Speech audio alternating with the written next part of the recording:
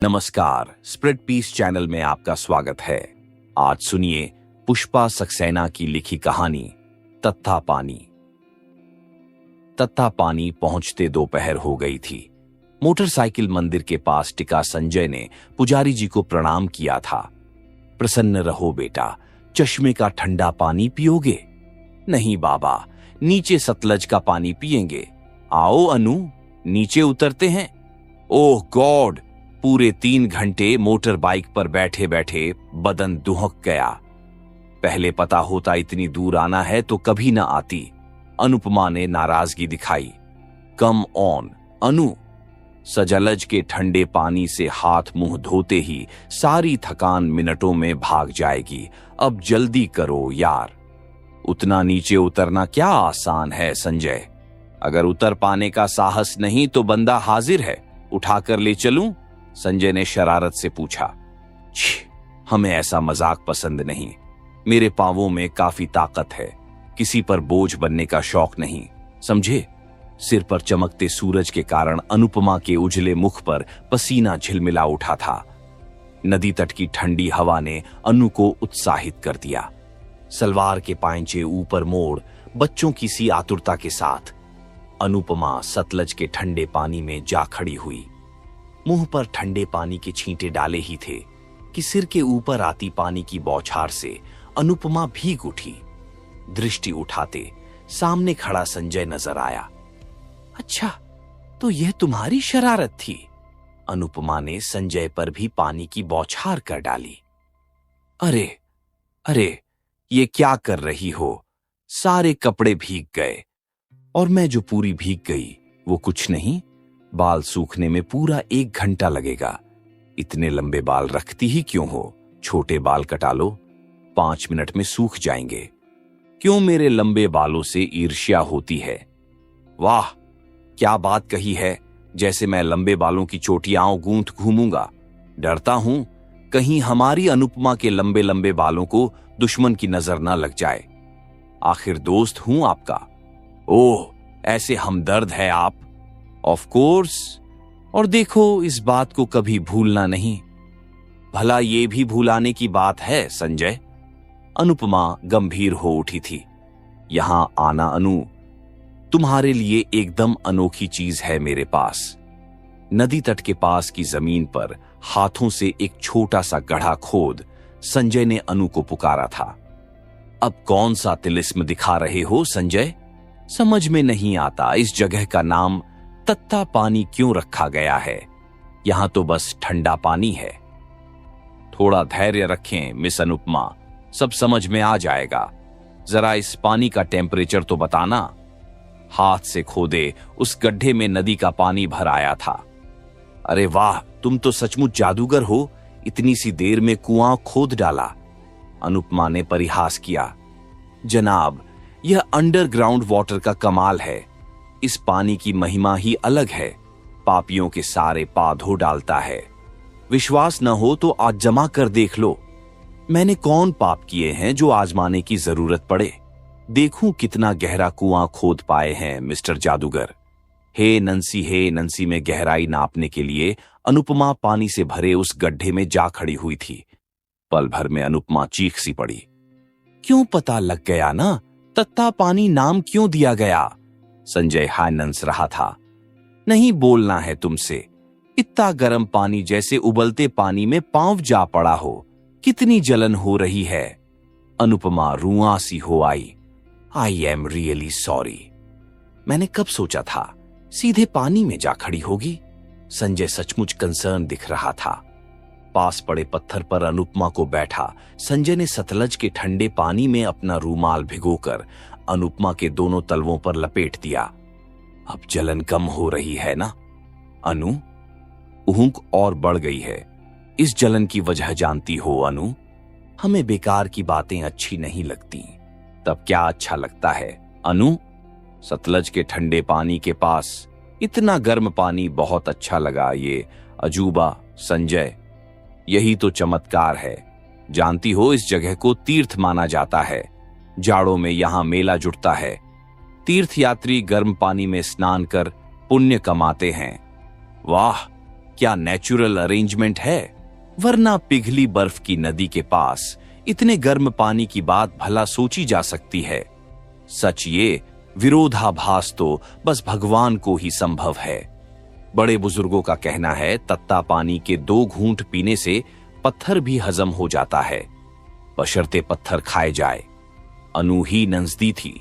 चलो आज हम भी आजमा देखें। 2 घूंट पानी पीकर नाल डेहरा चलते हैं। लंच वहीं लिया जाए, ठीक है ना? ठीक है, ये एक्सपेरिमेंट भी कर डालें।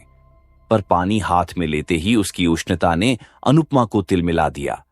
सतलज का ठंडा पानी मिलाकर 2 घूंट पी लो, वरना सह नहीं पाओगी।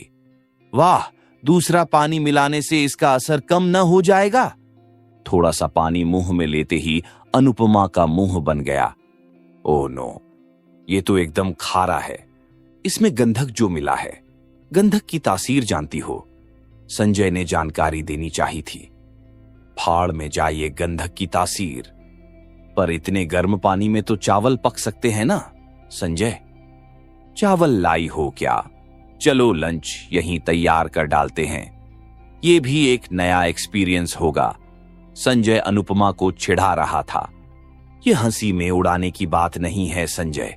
इस गर्म पानी में चावल पका लो और सतलज में कुल्फी जम जाए। अगली बार हम पूरी तैयारी के साथ यहां आएंगे। उसके लिए तो जाड़े के मौसम का इंतजार करना होगा। झाड़ों में कुल्फी का मजा ही और होता है। संजय कल्पना का आनंद ले रहा था। प्रकृति में कितना कुछ है। संजय जितना ही डूबते ही जाओ। अनुपमा जैसे सपना देख रही थी। तुम्हारा फिलॉसफर जाग जाए उसके पहले चल दीजिए मैडम, वरना यहीं बैठे रह जाएंगे। पैंट की क्रीज ठीक करता संजय उठ खड़ा हुआ।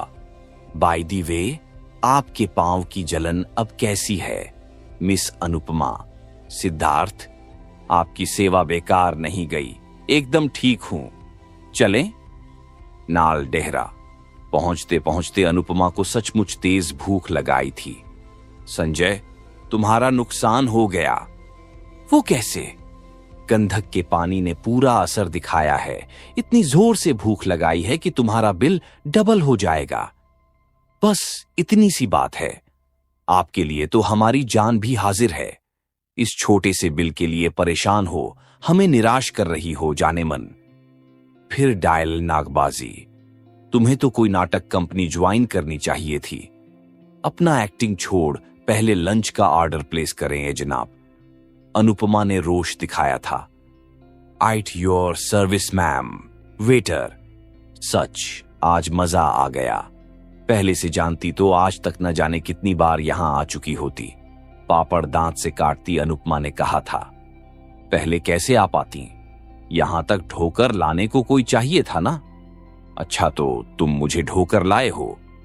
तुम नहीं तो कोई और मिल जाता। कोई और कैसे मिल जाता? तुम्हारी किस्मत में तो मेरा साथ लिखा था। ठीक कहते हो संजय, यहां ना आती तो क्या तुम मिलते? अरे इसीलिए तो कहा जाता है जोड़े ऊपर बनकर आते हैं, वरना तुम यहां आती ही क्यों? सच, जब यहां के एडमिशन की इंफॉर्मेशन घर पहुंची तो शिमला आने का खूब विरोध हुआ था।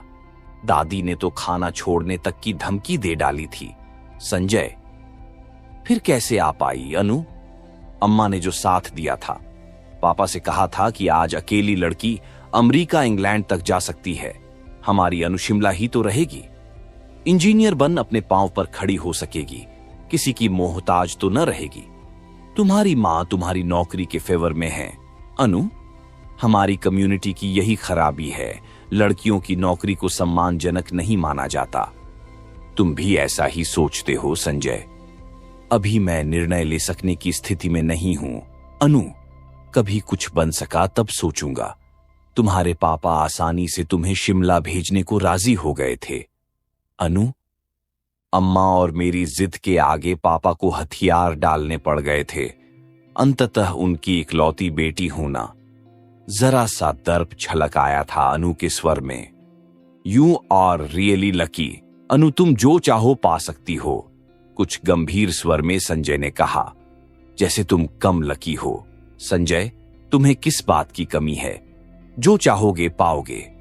मेरा विश्वास करो। तुम बहुत अच्छी हो अनु। सोचता हूं पहले 2 वर्ष हम अजनबी क्यों बने रह गए। तुम्हारी नजर और लड़कियों पर जो लगी रहती थी, मुझ पर दृष्टि कहां पड़ी थी। कुछ शोखी से अनुपमा ने जवाब दिया। अपना भाग्य सराहो, मैंने सिर्फ तुम पर निगाह डाली है, वरना लड़कियों की क्या कमी थी। बड़े आए अपने मुंह मियां मिट्ठू। वैसे जनाब, हम भी किसी से कम नहीं। मेरे लिए आपकी यह दीवानगी इस सत्य की साक्षी है। दीवानगी तो ठीक है, पर अब भविष्य मुझे चिंतित कर रहा है अनु। भविष्य की चिंता तुम्हें क्यों? 1 माह बाद फाइनल परीक्षा होगी और तुम्हें आराम से कहीं अच्छा जॉब मिल जाएगा संजय। परेशानी सिर्फ जॉब की ही तो नहीं है। जीवन में तुम आई हो, क्या तुम्हें बीच रास्ते में छोड़ कहीं जा सकता हूं अनु? क्या मैं इतनी गई गुजरी हूं कि मुझे लेकर तुम परेशान हो संजय? अनुपमा उदास सी थी। ऐसी बात नहीं है ने अनु, पर माँ बाबूजी भी तो अपने एकमात्र पुत्र के विवाह के लिए कुछ अरमान रखते होंगे। विजातीय विवाह पर वे आपत्ति तो अवश्य करेंगे। ये बातें तुमने पहले नहीं सोची थीं संजय। अनुपमा का स्वर तनिक तिक्त हो आया था। इश्क पर जोर नहीं चलता डार्लिंग। वैसे भी यह मेरी प्रॉब्लम है, मैं ही सॉल्व करूंगा। तुम्हारे लिए चपाती और मंगाऊं? संजय वैसे ही सहज हो आया था। ना, अब भूख नहीं रही। अनुपमा ने प्लेट सरका दी थी। Cheer up my dear. एक वह सीता जी थीं, पति के साथ जंगल जंगल घूमी। यहां जरा सी बात पर भूख हड़ताल की जा रही है। हे भगवान, कैसे कटेगी ये जिंदगी? संजय की नाटकीय मुद्रा पर अनुपमा ही नंस पड़ी। गर्ल्स हॉस्टल में ड्रॉप करते संजय को अनुपमा ने जब थैंक्स देने के लिए मुंह खोलना चाहा, तो अचानक उसके अधखुले अधरों पर संजय ने अपना स्नेह चुंबन अंकित कर मोटरसाइकिल तीव्र गति से भगा ली। फाइनल परीक्षा के अंतिम दिन अनुपमा उदास हो उठी। कल उसे वह हॉस्टल, संगी साथी छोड़ घर चले जाना था। घर जाने की खुशी के स्थान पर गहरे अवसाद ने उसे घेर लिया था। संजय से मिलने के पूर्व कॉलेज का जीवन नितांत नीरस सा था। छुट्टियों में घर जाने के लिए वह कितनी व्यग्र हुआ करती थी, पर आज घर जाना कितना कठिन लग रहा था। संजय का उसके जीवन में आगमन कितना सहज और स्वाभाविक लगा था। लोकल गार्जियन की बेटी शिखा संजय के मित्र की बहन थी। पहली बार संजय से बातचीत शिखा के घर में ही हुई थी। हेलो अनुपमा, संजय ने अनु से कहा। हेलो। अपरिचय का भाव अनु के चेहरे पर स्पष्ट था। कमाल है, अपने क्लासमेट को यूं देख रही हैं मानो कोई अजनबी हूं।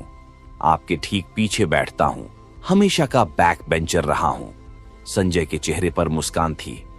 ओह, अनुपमा ने जैसे आश्वस्त की श्वास ली थी। एक बात बताइए, एग्जाम्स में इतने अच्छे मार्क्स हमेशा कैसे पा लेती हैं आप? कोई खास बात तो नहीं, बस यूं ही। मैं बताऊं संजय भैया, अनुपमा दीदी आपकी तरह घूमने में समय जो व्यर्थ नहीं करती। अगर आप भी सिर्फ पढ़ाई पर ध्यान दें तो आपको भी अच्छे नंबर मिल सकते हैं संजय भैया, शिखा ने गंभीरता से उत्तर दिया था। हियर हियर, आपकी सलाह, सिर आंखों और कोई हुक्म। सब ही नंस पड़े थे। प्रायः शिखा के परिवार की पिकनिक पार्टीज में अनुपमा के साथ संजय भी सम्मिलित होता था। धीमे धीमे अनुपमा का संकोच कम होता गया था। संजय को अनुपमा के गांभीर्य और सौंदर्य ने आकृष्ट किया था और अनुपमा उसके खुले स्वभाव पर मुग्ध हुई थी। अनुपमा के गांभीर्य का कवच भेद संजय उसके हृदय के इतने नजदीक पहुंच गया था कि आज उससे बिछोह अनुपमा को असंभव लग रहा था। घर वापसी के समय संजय अनुपमा को छोड़ने स्टेशन आया था। अनुपमा के उदास मुख पर संजय हे नंसी ले आया था। घर पहुंच हमें भूलने की जुर्रत मत करना अनु। कोई दूसरा खोज लिया तो उसका हत्यारा मैं ही बनूंगा, समझी? अगर तुमने देर की तो अम्मा पापा प्रतीक्षा नहीं करेंगे। उन्हें मेरे फाइनल एग्जाम्स की ही प्रतीक्षा थी, वरना अब तक डोली पर बिठा विदा कर दी गई होती। मेरे रहते अनु की डोली किसी और के घर में नहीं जा सकती। ये बात माँ पापा को ठीक से समझा देना अनु। चलती गाड़ी से अनु देर तक संजय को हाथ हिलाते देखती रही। घर में अम्मा पापा से अधिक दादी उसके लिए व्यग्र थीं। चल छोकरी की जिद पूरी हो गई, इंजीनियर बनाई। अब तो इसके हाथ पीले कर बेटा, वरना मैं चैन से मर भी न सकूंगी। वाह दादी, ब्याह मेरा नहीं होगा और चैन से दादी नहीं मरेंगी, भला ये भी कोई बात हुई? हाय राम, जरा लड़की की बातें तो सुनो। इसीलिए कहते हैं लड़की को ज्यादा ना पढ़ाओ, 10 गज की लंबी जबान चलाए है छोकरी। दादी क्रुद्ध हो उठी थीं। अम्मा, तुम सब मेरी चिंता छोड़ दो, कुछ ही दिनों में मुझे मांगने वह आएगा। कौन आएगा अनु? कहीं कुछ उल्टा सीधा तो नहीं कराई है बेटी? मेरे नाम को तो नहीं लजाएगी? अम्मा व्यग्र हो चुकी थीं। नहीं अम्मा, तुम्हारी बेटी ऐसी गलती नहीं कर सकती, कुछ दिन और प्रतीक्षा करो, सब ठीक हो जाएगा। संजय का पत्र पाकर अनुपमा का मन फीका पड़ गया।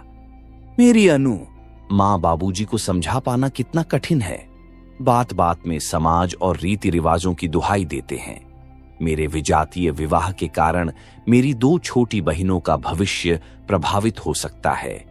एक रास्ता है, अगर उनके विवाह में भारी दहेज दे दिया जाए तो शायद उनका रिश्ता अच्छे परिवारों में हो सके, पर मेरे वेतन से यह शर्त पूरी कर पाना संभव नहीं है। अनु, मेरी बात, मेरी परेशानी समझ रही हो ना? तुम्हारे सिवा किसी अन्य की कल्पना भी नहीं कर सकता, वरना मां बाबूजी ने तो धनाढ्य परिवारों की इकलौती लड़कियां मेरे लिए देख रखी थीं, पर किसी और से विवाह के लिए वे मुझे राजी नहीं कर सकते। मेरी अनु, तुम अपने पापा को राजी करके मेरे बाबूजी के पास भेज दो, तुम्हारी जिद वे जरूर मान जाएंगे। एक बात और कहनी है, दहेज में बाबूजी की जो भी मांग हो उसे अपने पापा से कहकर स्वीकृति दिला देना। हम दोनों मिलकर पापा का दिया सब वापस कर देंगे, सिवाय उनकी बेटी के। ये मेरा वादा है। हम दोनों अलग तो नहीं है ना? इसी विश्वास से ये सब लिख रहा हूं। बहुत याद आती हो। प्यार सहित, तुम्हारा ही संजय।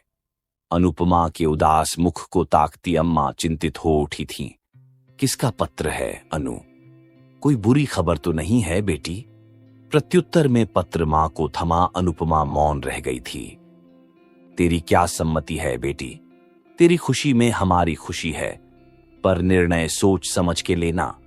शुरू में ही जहां अड़चने हैं वहां आगे की सोच, मुझे तो डर लगता है। बस इतना जान लो अम्मा, मैं संजय के बिना जी नहीं सकूंगी। अश्रुपूरित नयनों के साथ मां के कंधे पर सिर रख अनुपमा सिसक पड़ी थी। मैं समझ गई, तेरे पापा को मैं राजी कर लूंगी। अनु, मां बेटी की जिद पर पापा अनुपमा के विवाह का प्रस्ताव ले संजय के घर गए थे। वे 2 दिन अनुपमा ने बेहद बेचैनी में काटे थे। घर वापस आए पिता के मुख पर संतोष देख अनुपमा जी गई थी। लड़का होनहार और समझदार है। अनु की मां, उसके मां बाप को पैसे का लालच जरूर है, पर हमें कौन सी अपनी जायदाद साथ ले जानी है। मैंने कह दिया मेरी एक ही बेटी है, सब कुछ उसी का है। अम्मा पापा ने जी खोल विवाह में खर्च किया था। संजय के पिता की मांग की लंबी सूची देख दादी रूष्ट हो उठी थीं। भला ये भी कोई बात हुई? कंगलों में बेटी दे रहे हो, हमारे दिए से घर भरेंगे। ऐसे कुबोल न बोल अम्मा। अरे लड़के ने तो साफ कहा था उसे हमारा कुछ नहीं चाहिए, पर बाप के आगे विवश है। पूरा घाघ है संजय का पिता, फिर हमारे पास क्या कमी है? इतना देकर क्या हम कंगाल हो जाएंगे? पापा ने हीनंस कर बात टालनी चाहिए थी। और अम्मा जी, जब हम अपनी लड़की ही दे रहे हैं तो और सब सामान की क्यों चिंता करें? सब कुछ उसी का तो है। अनुपमा की मां ने सास को समझाना चाहा था। धूमधाम से विवाह के बाद अनुपमा ससुराल पहुंची थी। ससुराल के छोटे से दरबेनुमा घर को देख अनुपमा का जी कसक उठा था। ये घर देखकर भी पापा ने उसके विवाह के लिए अपनी स्वीकृति दी थी। पापा कर भी क्या सकते थे? लाडली बेटी का हठ उन्हें विवश बना गया था। अपने कमरे के लिए सीढ़ियां चढ़ती अनुपमा उदास हो उठी। घूंघट काढ़े बैठी अनु को देखने आई। औरतें बार बार घूंघट हटा उसे तौलती सी लगती। अनु की परेशानी के जवाब में संजय ने कहा, नई बहू के मुख को देखने को मेला जुटता है, बाद में कौन पूछता है। 4 दिन इसका भी आनंद उठा लो। अनु, कितनी सहजता से संजय ने समझा दिया था। अनगिनत रीति रिवाज निभाती, पूजा आरती करती अनुपमा थक गई थी। जमाना कहां बदला था, उसकी इंजीनियरिंग की डिग्री का क्या मूल्य था।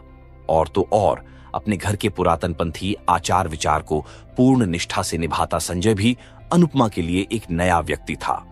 हर बात में माता पिता के सेंटीमेंट्स का हवाला दे वह अपने को सर्वथा मुक्त रखता था। विवाह के 2 माह बाद दिल्ली के एक कार्यालय से अनुपमा के लिए साक्षात्कार में उपस्थित होने का पत्र आया था। प्रसन्नता से अनुपमा खिल उठी। 16 जुलाई को दिल्ली में इंटरव्यू अटेंड करना है, रिजर्वेशन कराना है संजय, वहां मेरे कजिन रहते हैं, वह मुझे रिसीव कर लेंगे। तुम दिल्ली में जॉब लोगी, इतना अच्छा चांस छोड़ना क्या बुद्धिमानी है। मैं शिमला रहूंगा और तुम दिल्ली में नौकरी करोगी। नौकरी का ऐसा ही शौक था तो शादी क्यों की अनु? संजय के रूखे स्वर पर अनुपमा चौंक गई थी। ये क्या कह रहे हो? शिमला में तुमने ही तो जॉब नहीं लेने दिया था संजय। वह तो ठीक ही था अनु, घर की बहू नौकरी करेगी तो क्या मां बाबूजी अपने समाज में सिर ऊंचा करके चल सकेंगे? नंदा मंदा के विवाह में पहले ही इतनी मुश्किलें आ रही है, तुम हमारी कम्युनिटी को नहीं जानती अनु। पहले ही गैर जाति में विवाह करने के कारण मां बाबूजी के लिए कम मुश्किलें नहीं खड़ी कर चुका हूं, अब तुम उनकी ओर मुश्किलें न बढ़ाओ। मुझसे विवाह का निर्णय तुम्हारा भी तो था संजय। अनुपमा का स्वर बेहद आहत था। मैंने कब कहा? यह तुम्हारा ही निर्णय था। नंदा मंदा का विवाह हो जाने दो, फिर जो जी चाहे करना। वाक्य पूरा करता संजय आवेश में बाहर चला गया था। अनुपमा स्तब्ध खड़ी रह गई थी। विवाह के पूर्व तो संजय अनुपमा की नौकरी के पक्ष में था। कुछ दिन हम दोनों काम करेंगे, फिर अपनी कंसल्टेंसी शुरू कर देंगे। हमारी फर्म का नाम होगा अनुसंजय। क्यों पसंद आया ये नाम?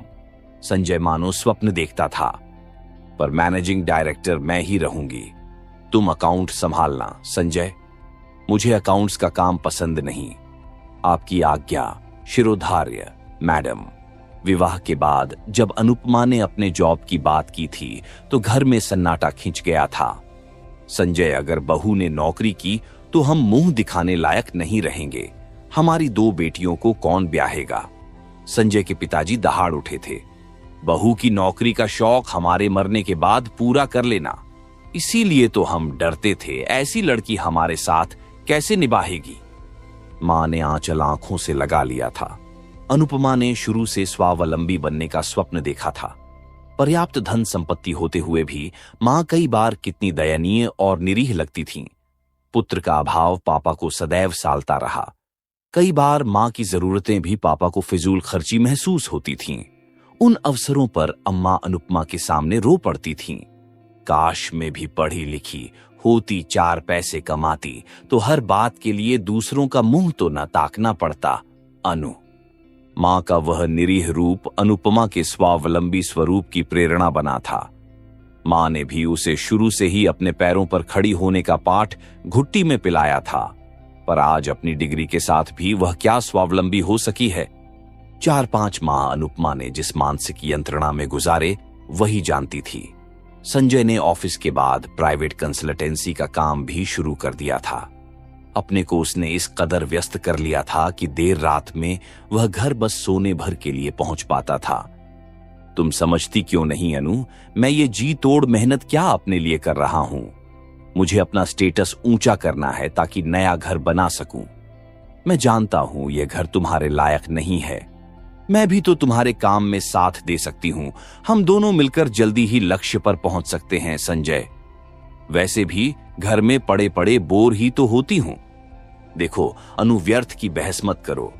घर में क्या काम की कमी है? बेचारी मां अकेली ही खटती है। एक बात और जान लो, मुझे तुम्हारे सहारे ऊपर नहीं उठना है। मुझ में अपने आप कुछ कर गुजरने की क्षमता है। बहुत रात हो गई है, कुछ देर चैन से सोने दोगी या बाहर कहीं जाकर पड़ रहूं? खिसियाई अनु तकिए में मुंह गड़ा रो पड़ती। कभी उसका जी चाहता सोते संजय को झकझोर जगाकर उससे पूछे, सच कहो, मुझसे विवाह क्या तुमने अपना स्टेटस ऊंचा करने के लिए नहीं किया था? परिचितों के बीच अपने फादर इन लॉ के पद नाम का उल्लेख तुम कितने गर्व से करते हो। पापा से इतना सब पाकर तुमने उनके लिए क्या किया है संजय? पापा की बीमारी की खबर पाकर भी तुम अपनी व्यस्तता के कारण उन्हें देखने न जा सके थे। तुमने तो पापा के पुत्र के अभाव को पूरा करने की बात की थी, संजय। नहीं संजय नहीं, तुम एक बहुत सफल अभिनेता हो। बस तकिए पर ढुल के अश्रुकण तकिया किस आसानी से सोख लेती थी कि संजय तक कभी भी उनकी नमी नहीं पहुंच सकी। मां बनने का स्वप्न अनुपमा ने भी देखा था। अम्मा हमेशा कहती थीं, तेरे आने के बाद से मैंने कभी अपने को अकेला नहीं पाया अनु, वरना तेरे पापा के साथ भी मैं कभी अपने को बहुत अकेला पाती थी। डॉक्टर ने जब कंफर्म कर दिया तो अनुपमा ने बहुत उत्सुकता और लाड़ से संजय पर दृष्टि डाली थी। अंततः उन दोनों के प्यार का प्रतीक अंकुरित होने वाला था। संजय का प्रश्न अनुपमा को व्याकुल बना गया था। डॉक्टर, मैं जानना चाहूंगा, हमारा बेटा आने वाला है या बेटी? इससे क्या फर्क पड़ता है? आपकी तो यह पहली संतान है, वह स्वस्थ जन्मे, यही चाहिए ना? हाँ, दूसरे बच्चे के जन्म के लिए थोड़ा गैप रखिएगा। नहीं डॉक्टर, मुझे बेटी नहीं चाहिए। किसी भी हालत में हम उसे स्वीकार करने की स्थिति में नहीं है। पर क्यों? आपको क्या कमी है? डॉक्टर का विस्मय स्वाभाविक था। यह मेरा व्यक्तिगत मामला है। आप अनु के भ्रूण का परीक्षण कब करेंगी डॉक्टर? पर इसके लिए अनु की स्वीकृति भी तो चाहिए संजय जी। मेरी इच्छा ही अनु की इच्छा है डॉक्टर, यह मेरी पत्नी है। आप भ्रूण परीक्षण की डेट दे दीजिए, मैं देर नहीं करना चाहता। अगर ऐसा है तो अगले महीने की 30 तारीख को आ जाइए। पर मैं अब भी कहती हूं, आप दोनों इस विषय में अच्छी तरह सोच समझकर ही निर्णय लें।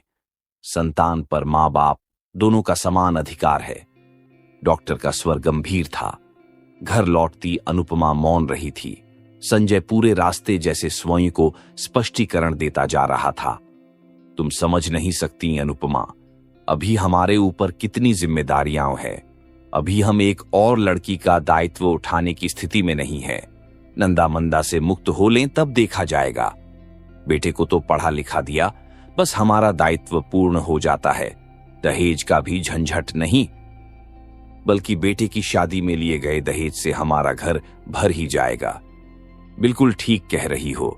बस याद रखना, अगली 30 को डॉक्टर सूद के पास ठीक समय पहुंचना है।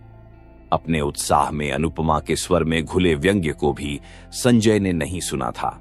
अचानक 25 तारीख को बड़ी मनुहार के साथ अनुपमा ने संजय से अनुरोध किया था, एक बार तत्ता पानी, फिर जाने का बहुत मन है। संजय, ले चलोगे? इस कंडीशन में उतनी दूर मोटरसाइकिल में जाना क्या ठीक होगा? अनु, हम टूरिस्ट बस या टैक्सी से भी तो जा सकते हैं। प्लीज संजय। ओके जीरो, तुम भी क्या याद रखोगी, ऐसा दिलदार पति मिला है। इसी वीकेंड में चलते हैं, नंदा मंदा को भी साथ। ना, यह अनुरोध मैंने सिर्फ अपने लिए किया था संजय, परिवार के साथ फिर कभी। तुम्हें मेरे परिवार वाले अच्छे नहीं लगते अनु? क्या यह मेरा परिवार नहीं है संजय? पर कभी कोई पल तुम्हारे साथ अकेले बांटने की आकांक्षा भी तो अस्वाभाविक नहीं है ना? ठीक है, तुमसे बहस में जीतना कठिन है। तुम्हारी ही बात रही, सैटरडे को 10 बजे निकल सकोगी। तुम्हें प्रतीक्षा नहीं करनी होगी संजय। शनिवार को ठीक 10 बजे कार का हॉर्न सुनाई पड़ा था। अनु तुरंत बाहर आ गई। शायद उसकी सुविधा के लिए संजय ने टैक्सी अरेंज की थी। बाहर संजय के मित्र कैलाशनाथ की लाल मारुति में सामने वाली सीट पर कैलाश के साथ संजय उसकी प्रतीक्षा कर रहा था। हेलो अनु भाभी, कैसी हैं? थैंक्स। आप बाहर क्यों बैठे हैं? आइए। अरे, उसे घर आने का निमंत्रण दे रही हो, अभी 70 किलोमीटर जाना है। व्यर्थ की फॉर्मेलिटी छोड़ो और जल्दी से आ जाओ, देर हो रही है। संजय का स्वर खींचा सा था। क्या कैलाश जी भी जा रहे हैं? उसे तो नाल डेहरा जाना था, पर मेरी रिक्वेस्ट पर तत्ता पानी तक चल रहा है। सच्चा यार है मेरा, ऐसे ही जाने को तैयार नहीं हुआ हूं। मेरी शर्त है कि लंच अनुभाभी ही खिलाएंगी। कैलाश जोर से ही नंस पड़ा था। आप क्यों व्यर्थ उतनी दूर जाएंगे? हम लोग फिर कभी और चले जाएंगे। अनु का स्वर बुझा सा था। अब बेकार का झंझट मत खड़ा करो। तुम्हारी ही जिद पर पूरा दिन वेस्ट कर रहा हूं, वरना मुझे वहां जाने में कोई इंटरेस्ट नहीं था। संजय झुंझला उठा। ओह समझा। भाई संजय, यह तो तुम्हारी ज्यादती है। भाभी तुम्हारे साथ अकेले जाना चाहती थीं और तू मुझे पकड़ लाया। विश्वास कीजिए भाभी, मैं कबाब में हड्डी नहीं बनूंगा। नाल डहरा तक तो मुझे टॉलरेट कर सकती है ना? नहीं नहीं, वैसी कोई बात नहीं थी। मैं तो आपके कष्ट का सोचकर ही कह रही थी। अनु संकुचित सी थी। अब आ भी जाओ अनु, वरना पूरा दिन यहीं बीत जाएगा। संजय रुष्ट हो उठा। तत्ता पानी पहुंच अनुपमा ने एक पल के लिए भी संजय की प्रतीक्षा नहीं की थी। सीधे ऊंची कगार से उतरती अनु सतलज तट पर जा पहुंची थी। पीछे से लगभग भागता आया संजय हाँफ उठा था। ऐसी भी क्या जल्दी थी, मुझे भागकर आना पड़ा। अनुत्तरित अनुपमा दोनों पांव सहित सीधे गर्म जलकुंड में जा खड़ी हुई थी। जल की उष्णता का ताप कपोलों पर उतर आया था। नयन छलछला से उठे थे। चारों ओर दृष्टि डालता संजय अनुपमा को वहां खड़ा देख चौंक उठा था। ये क्या पागल हो गई हो? पांव में छाले पड़ जाएंगे, तब पता लगेगा। याद है संजय, इसी उष्ण जल का ताप हरने को तुमने अपने रूमाल को सतलज में भिगो भिगो कर मेरी जलन दूर की थी। अब भी मुझसे उसी पागलपन की अपेक्षा रखती हो? जल्दी बाहर आओ। नहीं, अब मैं उस भावुकता की अपेक्षा नहीं रखती। जानते हो, इसी जलकुंड नहीं, अग्निकुंड से पांव बाहर निकालने के बाद मैंने तुम्हें वरण करने का निर्णय लिया था, और आज इसी अग्निकुंड में खड़े हो मैं तुम्हें त्यागने का संकल्प ले चुकी हूं। संजय, कैसी बहकी बहकी बातें कर रही हो अनु, बस यही बताने यहां इतनी दूर आई हो? हां संजय, उस दिन मैं विस्मित हुई थी। सतलज के इतने ठंडे जल के साथ इतना गर्म पानी अपना अलग अस्तित्व कैसे बनाए हुए है, उसका सत्य अब पा गई हूं। मेरा उत्तर तुम हो। संजय विरोधाभास का साकार रूप। विवाह के पहले और बाद वाले संजय के अंतर के समक्ष इतना फर्क तो नगण्य है। संजय, मैं सतलज नहीं बन सकी, वरना तुमसे एकाकार कर गुरगुनाती ऊष्मा बन जाती। मैं तुम्हारे साथ नहीं बह सकी। संजय, तुम्हारा फिलॉसफर फिर जाग गया है। अनु, चलो घर भी लौटना है। संजय कुछ परेशान हो उठा था। संजय ने जबरन अनुपमा को उस जलकुंड से बाहर निकालना चाहा था, पर अनुपमा ने अपने के नंदे से उसका हाथ हटा दिया। गर्म जलकुंड से बाहर निकल सतलज के शीतल जल में पांव डाल अनुपमा वहीं एक शिला पर बैठ गई। मैं कल शिमला छोड़ रही हूं, कहीं जॉब ले लूंगी। एक बात और बतानी थी, मैं अपनी बेटी को जन्म दूंगी, ये मेरा दृढ़ संकल्प है। तुम्हारी इच्छा अनिच्छा से मेरी बेटी का जन्म नहीं होगा। मेरी इच्छा तुम्हारे अधीन नहीं है। संजय, तुम डॉक्टर से कब मिली अनु? मुझे बताया भी नहीं। संजय चैंक गया था। अपनी बेटी के जीवन के लिए ही नहीं, अपने लिए भी मुझे तुमसे दूर जाना ही होगा संजय। वैसे भी जिसका अस्तित्व ही तुम्हें भयभीत करे, उस बेटी से तुम्हारा क्या नाता? शायद अनु के स्वर में हल्की आर्द्रता आ गई थी। अच्छा, पहले घर तो चलो, वहां शांति से कोई निर्णय लेंगे। संजय ने मनुहार सी की थी। निर्णय तो पहले ही ले चुकी थी संजय। इस तीर्थ स्थल पर तो तुम्हारे सामने अपना संकल्प दोहराने भर आई थी। एक स्वप्न जीने और खंडित होने के लिए हमेशा तुम्हारी आभारी रहूंगी। संजय, अलविदा।